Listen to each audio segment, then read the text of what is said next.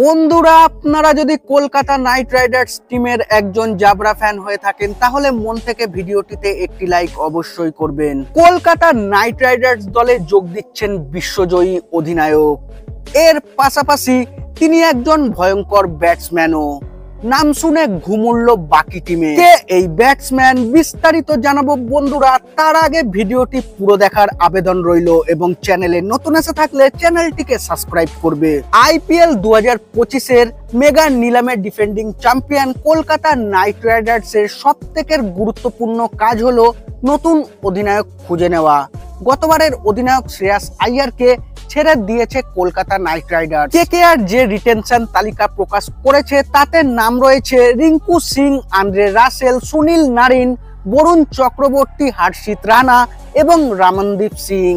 ইতিমধ্যেই নতুন অধিনায়কের খোঁজে হোমওয়ার্ক শুরু করে দিয়েছে নাইট ম্যানেজমেন্ট। কেকেআর যেই সকল প্লেয়ারদের শর্ট লিস্ট করেছে আগামীর অধিনায়ক হিসেবে, সেই তালিকায় নাম রয়েছে এক বিশ্বজয়ী অধিনায়কের।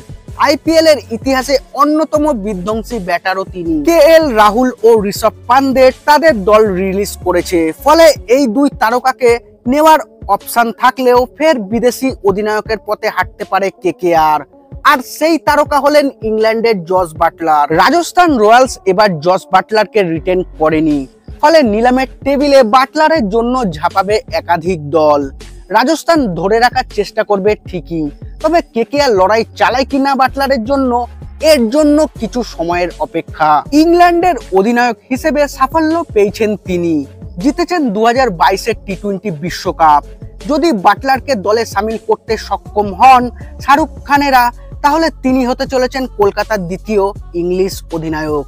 এর আগে কেকেআর এর অধিনায়কত্ব করেছেন ইয়ান মর্গেন। আইপিএল ক্যারিয়ারের 107 ম্যাচে 3582 রান করেছেন তিনি।